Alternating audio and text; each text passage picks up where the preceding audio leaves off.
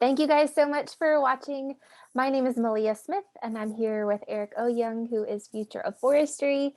We had so much fun doing the last interview that we thought we would do another one with Eric where you could ask questions about his Christmas music, and you guys sure had lots of questions. So thank you, Eric, so much for being willing to do this. Yes, it's I can't believe Christmas is here. This is so cool. I love this season. I listen to Christmas music like all year long too, You're by one the of way. Yeah. those. Yeah, one of those that loves to spoil it. There's something about just like well, the peaceful ones, you know. Yeah. It's not like I'm like rocking out to like, we wish you a Merry Christmas or something like that, like midsummer, but like when Right. you but there's just some good songs that I love Yeah. listening to all year. So, but now it's a little bit more legit.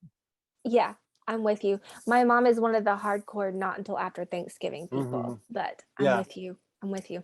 yeah. Um, I have a friend that they wait until what is it? I think it's like Christmas Day or like 2 days. It's something crazy, and so oh I'm just like, no. oh my, yeah, yeah. It's like a super long time. So Wow. yeah, Well, I guess they're exercising self-discipline. I don't that's know. true. Yeah. Okay, so in light of Christmas music all year, here's a question for you that someone Hmm. had. When do you record Christmas music? And if you're recording it in the middle of sweltering Yeah. summer and you're sweating, how do you get in the Christmas Right. spirit? No, that's true. I pretty much never record Christmas music during Christmas time because there's no Mhm. way I would be able to release it. So it's almost always just summertime. Um and yeah, it really doesn't make a difference to me. Like I said, I listen to Christmas music anyway. So I wouldn't know the difference. You know what I mean? Maybe the weather's a Yeah. little bit different, but I wouldn't know the difference. Once I'm working on it, my head's in it, and it's Christmas to me in my little studio. So that's all good. I love it. Okay, so Allison asked, so here's what she said. So while I'm playing your music to get ready for Christmas, make and wrap gifts, bake, put up decorations, what do you listen to help you appreciate the Christmas season more? Like, do you listen Hmm. to yourself? Um, no, I definitely don't listen to my own music. I definitely listen to what's out there that is brings me peace, you know. Yeah. A lot of times it's instrumental. I think there are very few artists that I would listen to like singing Christmas music. I don't know why. I just like the ambiguity of like the melodies being played on a piano or a harp or orchestra or something like that. So I typically just put on like a instrumental Christmas like playlist of some sort, Yeah. peaceful, typing in those types of words, So yeah. Yeah. That's awesome. Okay, so here's a related question for you that someone had. Um, are there any types or genres or certain Christmas songs that you won't record? Yeah, there's a lot of songs that it's not that I have like I've blacklisted them or something. It's just that I've tried to work with the most challenging thing to work with in Christmas music is the chordal progressions. And the Mm, reason why it's difficult is that a lot of them that are, the traditional ones, at least the ones that we all know, are written a good like 100 years ago. And so they're using like chord progressions that are built on like hymns meant to be played on like a church pipe organ, and the yeah, chords are switching very fast. And so we live in a time now where that's not how we typically arrange music. We don't have chords that are switching that quickly. Um, and so a lot of what I have to do is I'll take the song and then I have to find a way of like having a fresh look at the chordal progression and maybe like simplifying it or maybe completely changing it all around so that the melody still works but with a progression that's kind of more updated. yeah. So there are a lot of songs though that like I've tried to do that with, and I'm just like, that's not gonna work. Like I can't get it to fit. And there's Yeah. other songs that like, you know, um, like We Three Kings, like I don't know how I would do that in a way that, and I'm saying this now, maybe I'm gonna do it someday. I don't know. Never say It's never. just that, yeah, I look for songs that I can bring out the beauty and the nostalgia and the stillness of the Yeah. Christmas experience. And that's one that's just like, I don't know how I would do that. So there's lots of songs like that out there. And you know, they just kind of are there and I just leave them alone. Yeah, I love it. So Will asked, I guess he's just witnessed in some, this kind of speaks to some of the arrangements and things like that, but he was talking about the drum in like their drum arrangements and the drum Mm, breakdowns and live shows. mhm. And he says they're some of the most epic things he's ever witnessed. So he was asking, just in particular for the Christmas album with the drum parts, what inspires that drum work, or at the live shows, if there's any variation in what inspires you. Yeah, so first of all, the live versions that I've done with the drums are not at all what is on the recording. Hmm. And I think the main reason for that is just that those types of moments don't tend to translate as well on a recording, Yeah. where it's just kind of you're listening on your iPhone and like people are just beating on drums for forever. You're like, how long are they Whereas going to do this? when you're live and you've got the people in front of you and you're hearing the Oh drums in front of you and you're seeing the sweat, flying around off of people's like heads, and like the subwoofers are pumping, like you can just do that for a long time and still just be So like, true. this is amazing. And so I like to capitalize on that and just go with what the moment that it is. And so over the years, those drum breaks that maybe first time I did was like, only a 20-second one ended up being however many minutes it's become, um, just by being inspired by the live kind of moment. Hmm. Um, so I think it started um, when I was a worship leader in San Diego at a church called Flood. And during Christmas time, that's when all the worship leaders are like, okay, we got to do something different. We got to do something special. And so we would play in this big sanctuary there in downtown San Diego area, and would just kind of like create sounds with some of the instruments that were there, being like some of them being like timpani. They have like orchestral Wow. timpani, and it was like, how can we use that? And then the reverberation, was just like intense. So it's like, what can we do with some of the drums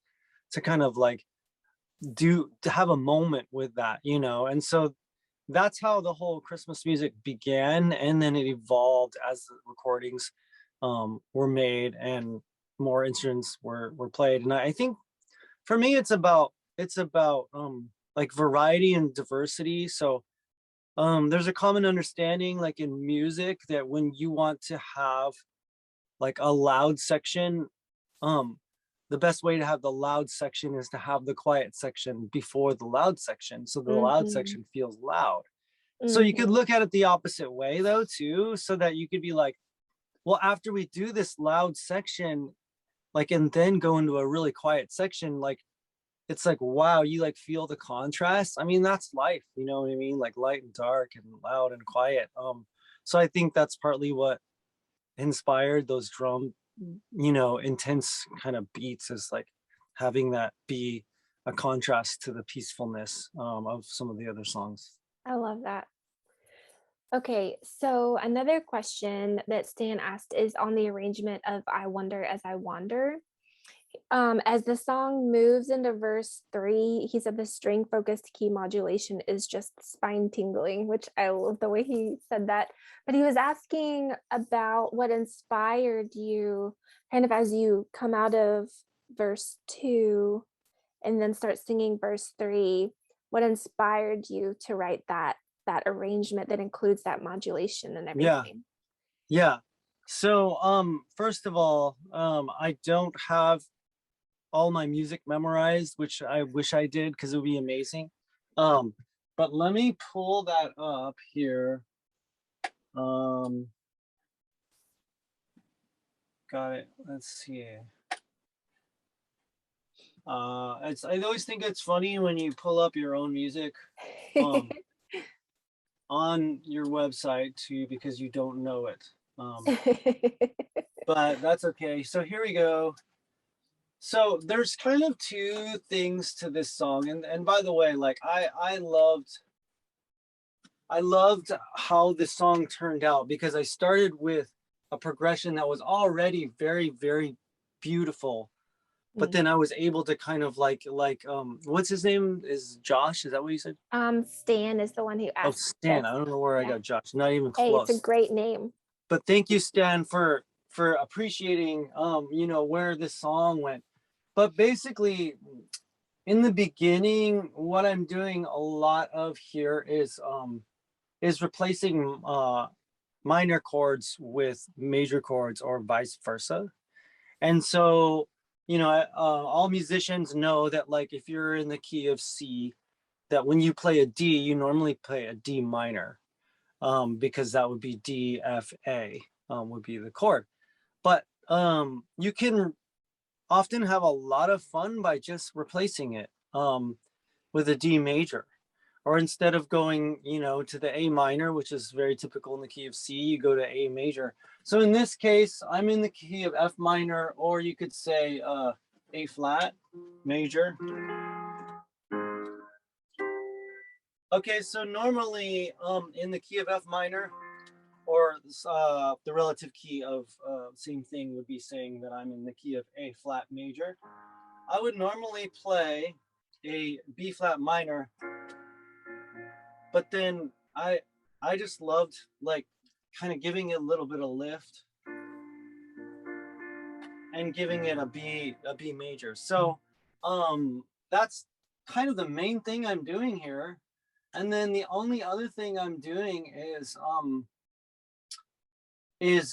at before that last verse, I'm going from F sharp, F minor, and just going up a half step. So, it's pretty typical, like back in, what was it, the 80s, like all the songs started that way. And then everybody was like, okay, and then key change, And at first I was a little hesitant because I'm like, man, that's going to be cheesy if I do that with this song. But it just kind of needed it. Like it needed that lift. Um, and then I just made it work, and I think the way that to make it work, I'm not sure what note I held in the melody, but it's finding a common tone between the two key changes, or if there's not a common tone, just a tone that kind of like holds it, like bridges the gap, if that makes Mm-hmm. any sense. So, Mm-hmm. like if I was going from A flat to A flat major, and then going to switch up a key to A minor, that's like total key change, right? Like not even related. But if I use the C, so I'm in an A flat here, and then I just lean on this C. Here's the A minor, but it still uses the C. So like that C is my friend. He's like in the key of A flat, but he's also in the key of A minor, and he's like bridging the gap. So I like to do that, and it's like a pretty typical classical technique, but that's what is cool about it, is like when you incorporate the classical stuff into like more of the modern stuff, you're like, wow, like how did that work? That's super cool. It's like, well, I didn't discover it, like everybody, all those but awesome dudes were doing it, Mozart and Beethoven and Bach and all those guys. So yeah. Yeah, I love it. So you have a classical background then? Yeah, I graduated, I only have a bachelor's, so it's not like I did like a ton, but I have a bachelor's from Boston University. And I studied like choral conducting and all that kind of stuff. So which has helped a lot, like especially like with film score and stuff like that. or just even just my music, just arranging it. Like in this case, it's come in handy. I'm not going to say that everybody needs to have that, especially with the amount of information that's out there on the internet. You could definitely get all Yeah. that. Like Yeah.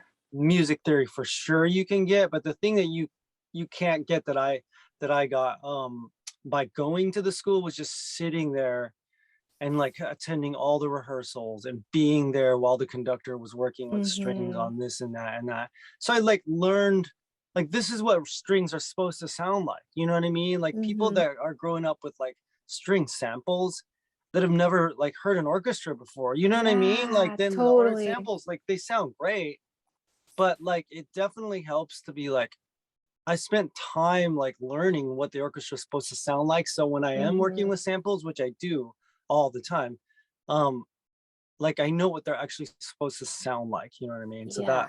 that's helped a lot, and I really Yeah. appreciate the opportunity that I had to do that. So. I love that.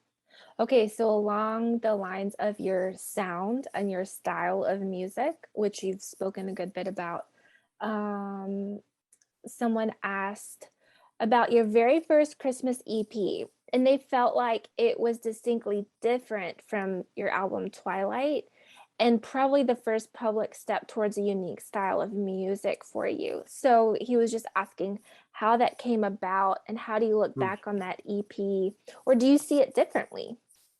That's super cool. I love how like fans will kind of like see things that like sometimes that are like you're like I never would have seen that.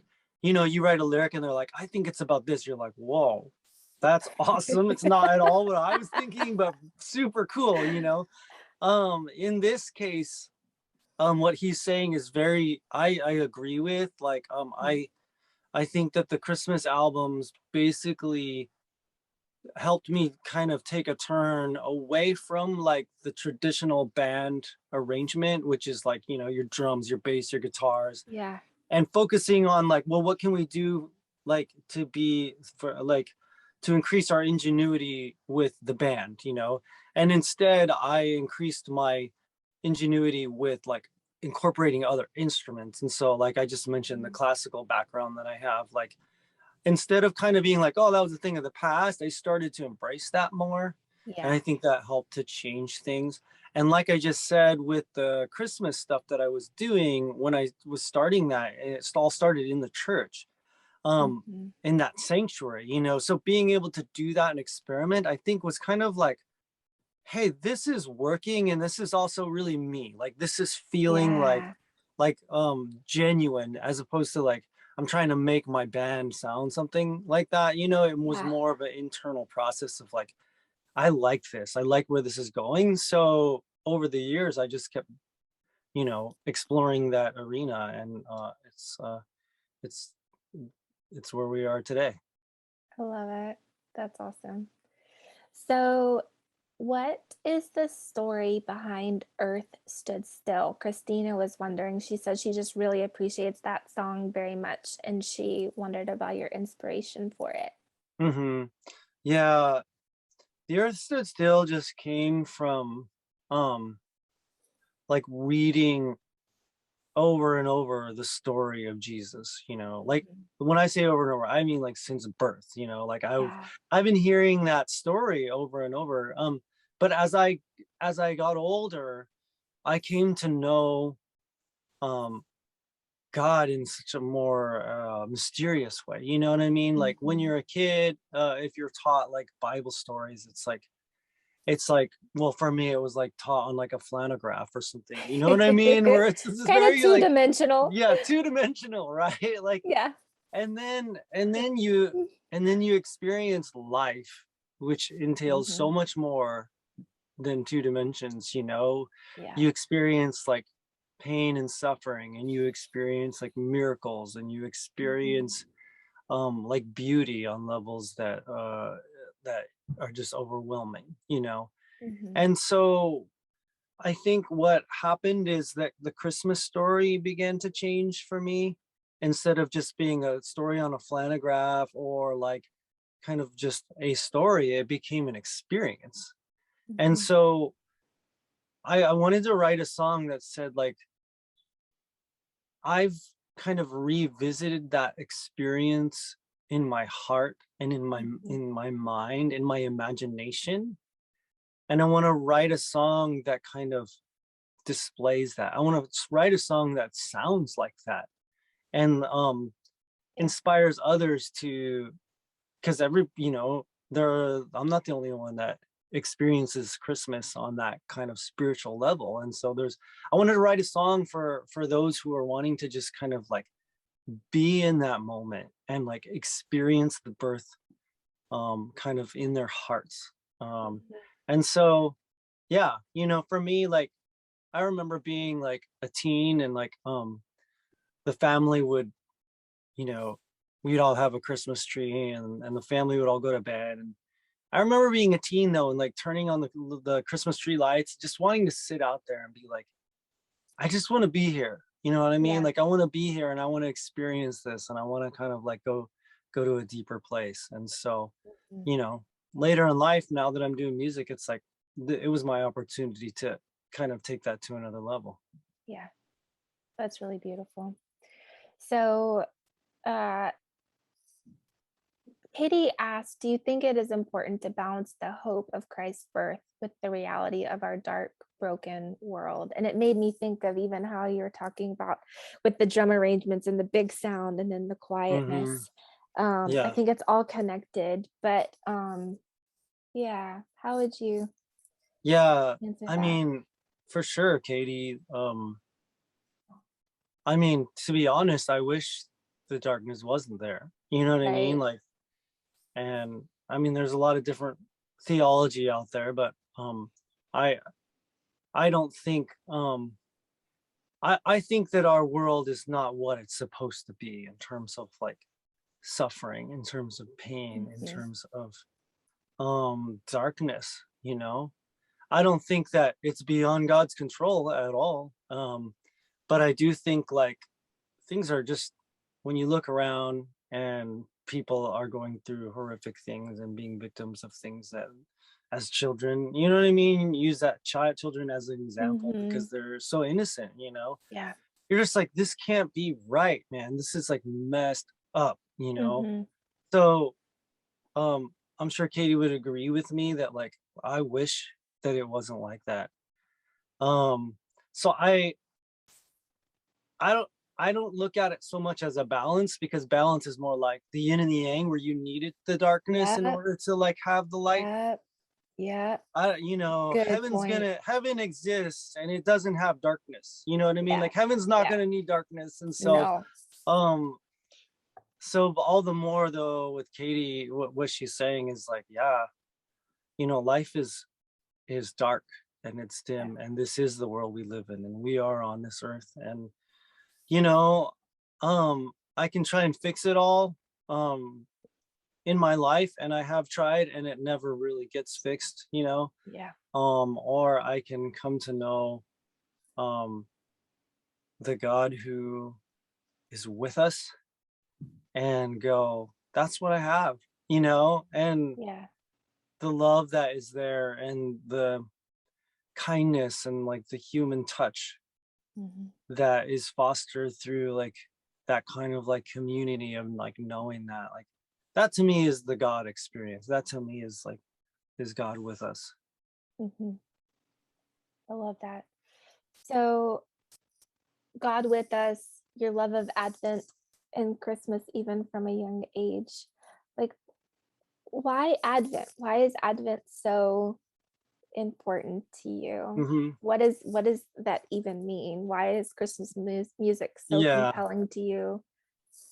Well, that's funny question, because like, I mean, when you look at it on a logistical level, like, if without Advent, all it would be like Christmas just one day. You know what I mean? So Yeah. like on a practical level, it really is just like, how can we make this experience longer? Yeah. um because it's such a great experience.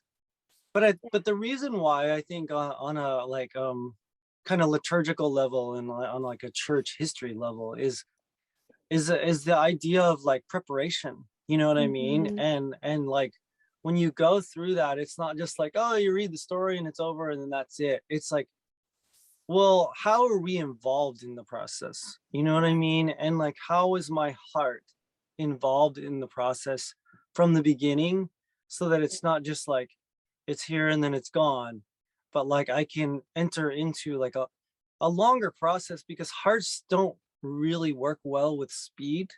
At least mine doesn't, you know what I mean? I'm not talking Mhm. about the drug. I'm talking No. about time and Yeah, how time it takes time for hearts to get things, you know? yeah. You can't rush a heart. And so when it comes to Christmas and like, I don't know if do I believe in God? And if I do believe in God, do I believe that like Jesus is the Son of God? Like all these things that are just like those things take a lot of time, especially if you're like if you've lost a child or you know what I'm saying? Yeah, Like in light of like yeah, what Katie's talking about, it's like well, yeah, that takes time, you know, and I think yeah. Advent is such a special thing of like, 4 weeks of like Mhm. preparing. Um and I think it's way more to do with our hearts, like kind of entering into that process. Yeah, it's really beautiful. Um, so are you gonna do another Christmas album? Not this year. Okay. Like honestly, I'm kind of running out of songs. Yeah. Last year was tough. I think I wrote 3 originals to Yeah, supplement the last few that were out there. But like yeah. even looking at like Wonder as I Wonder, I always get them mixed up. Is it Wander as I Wonder or Wonder as I Wander? Same song. Anyway, Wonder as Wander. Yes.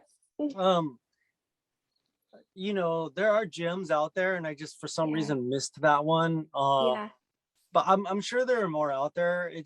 It does take a lot of time and work. Not so much in the recording, but in finding the song and then being like, I have an idea of like what I can do with this song that yeah, takes it to that place that I need to take it, as opposed to like just doing the hymn, the traditional hymn, like the way yeah. it's been done for, 1,000 years or something. Mhm. So So are there any on your kind of mental list right no, now? Okay. no, I'm telling you, last album was a stretch. Like I have a lot of songs on my list that didn't Yeah, make it because I was like, I couldn't make it work. yeah, So that was like a labor of love to get those that many. whatever 5 songs that I got out of that album. So Yeah, yeah, so I don't know, but it might take some more time before I can yeah. get the next one out. Yeah, I love it. Okay, so here's a question about the live performance and like someone even used the word like hustle on stage. So they're like looking at how you guys just like move around, you're all playing different Mhm. instruments. You mentioned the sweat before. Um, are there any songs that you have been nervous to play on stage just because of the hustle?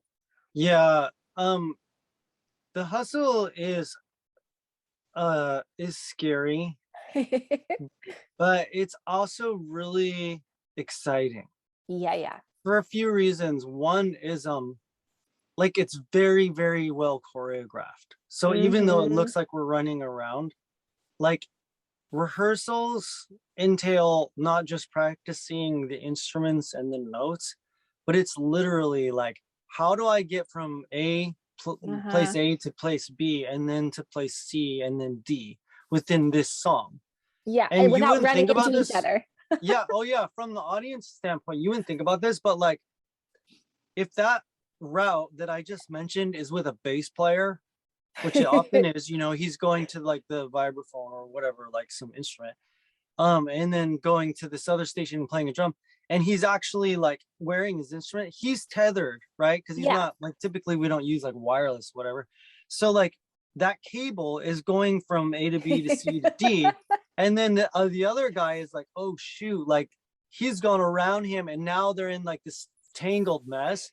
Like that kind of stuff is addressed in rehearsal. It's super Yeah. fun.